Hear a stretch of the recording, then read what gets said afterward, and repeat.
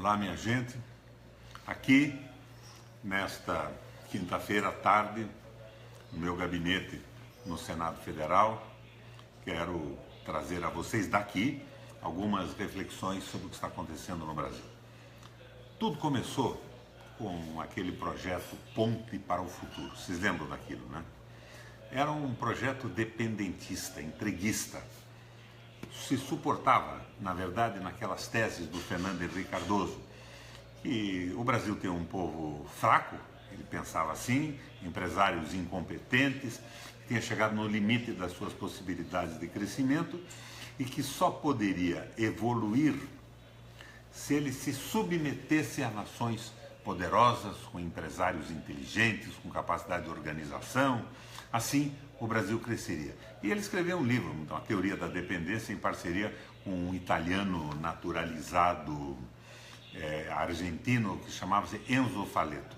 Pois bem, daí, nessa história toda de tirar a Dilma do governo, o PMDB editou um texto que chamava-se Ponte para o Futuro.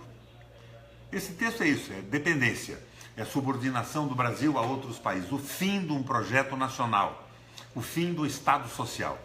Uma onda também que passa a passos largos e avançava na Europa. E foi derrotada na Inglaterra com o Brexit, foi derrotada nos Estados Unidos com a vitória do Donald Trump, foi derrotada na Itália com a derrota do primeiro-ministro na sua ideia de mudar a Constituinte, foi derrotada na França, onde o presidente Hollande, que se subordinou ao capital financeiro nessa proposta de integração global, não conseguiu nem lançar sua candidatura à reeleição.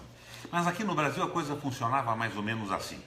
O Brasil, no concerto das nações, passaria a ser um vendedor de commodities, né?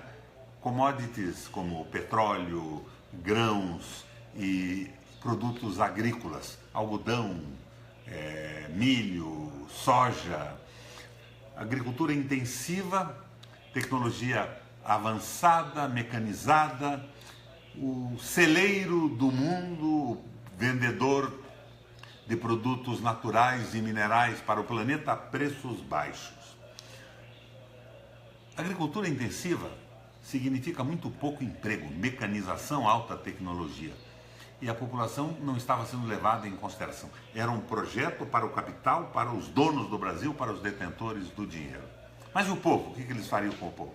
Daí eles imaginaram, nessa ideia da dependência, que o Brasil se transformaria numa espécie de uma nova China. Impostos baixíssimos acabavam com todas as garantias do trabalhador, salário baixo, fim da aposentadoria, privatização de tudo, privatização de água, privatização de energia elétrica, privatização das empresas públicas. Brasil à disposição do mundo. Mas isso não deu certo no mundo. Brexit, Itália, França, a Europa toda sofrendo, a Grécia quebrando. Mas eles continuam insistindo nisso. Mas agora quebrou, chegou no fim da aventura, minha gente. O ano passado, o prejuízo do PIB foi de menos 4,34. Isso é um desespero no país. É inacreditável. E o Brasil, nos últimos 2 anos, chega a uma queda do produto interno bruto do PIB de quase 9%. Mas eles não param. O Congresso está na mão deles.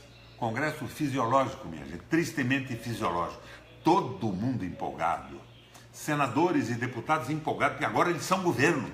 Eles conversam com o Temer, eles almoçam na mesa do banquete do palácio, eles nomeiam pessoas nas estatais, eles indicam ministros, eles têm emendinhas para levar para os seus municípios, mas ninguém mais tem uma visão nacional e embarcaram naquela história da ponte para o futuro que esgotou, que acabou. Mas eles não estão parando aí, meus irmãos, minhas irmãs. Não estão parando aí, minha gente boa que me assiste no Face agora. Eles estão propondo agora, e eu escutei pela voz do ministro Meirelles da Fazenda, que dentro de 30 dias eles vão colocar as terras do Brasil à venda para grupos internacionais, fundos de pensão, grandes milionários. Terra à venda, vende a metade do país. E daí? Os brasileiros desempregados. A ideia de baixar impostos e salários para que os capitais viessem para cá, como um projeto chinês que os Estados Unidos fez com a China, fracassou com a vitória do Trump e o domínio do capital financeiro sendo contestado no mundo inteiro. Mas agora eles tentam dar esta injeção, a venda de terras. Vendem a metade do Brasil. Daí esse pessoal todo coloca um muro e nós não vamos poder entrar no território nacional. Vai ter um muro como esse muro que o Trump quer construir lá no México, isolando os capitalistas, compradores das nossas terras, dos brasileiros desempregados e desesperados. Minha gente, a aventura chegou no fim. Resolveram liberar o fundo de garantia de tempo de serviço para pagar dívidas de bancos. Estão salvando o banco. A Minha Casa Minha Vida sobe para 1,5 milhão. É casa de rico, não tem casa para pobre mais. Estão excluindo o povo brasileiro desse processo. Olha, eu aqui no Congresso conto com um grupo de pessoas que pensa como eu, mas nós somos minoritários. Nós somos estranhos no ninho. As votações são feitas conforme os benefícios que as pessoas recebem do governo. Benefícios pessoais, benefícios para a sua base eleitoral. É uma ambulância, um pequeno favor, uma emenda. E as nomeações. Todos eles se sentem governo. Agora sim, com o governo do Temer, nós somos governo. Nós sentamos na mesa e comemos junto com o presidente da República. Mas na verdade estão devorando o Brasil. E é preciso que haja resistência. O pessoal sem casa, sem terra urbana do Boulos, lá em São Paulo, está ocupando a Avenida Paulista. Pelo amor de Deus, Alckmin, não bota a polícia com violência a atirar em quem está protestando em favor do Brasil, em favor da vida. A Constituição nos garante o direito do protesto pacífico. E o Brasil precisa protestar, precisa acabar esse tipo de política que está sendo levado pelo governo. É o capital financeiro dominando o Brasil. Não é nem o imperialismo americano, não. Porque o capital financeiro agride os Estados Unidos com o projeto de procurar países com impostos baixos, com salários semi-escravizados e miseráveis, está desempregando nos Estados Unidos. É esta a razão da vitória do Donald Trump. Se opôs ao capitalismo financeiro que escraviza o povo americano e desemprega. Mas junto com ele veio aquela boçalidade toda de racismo contra o México, o muro, considera os porcos latinos. Os porcos latinos somos nós, os brasileiros.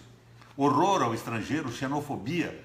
Isso é uma coisa horrível. Mas agora o Temer, pela voz do Meirelles, dizendo que vai vender as terras brasileiras para estrangeiros, tem que gerar um protesto.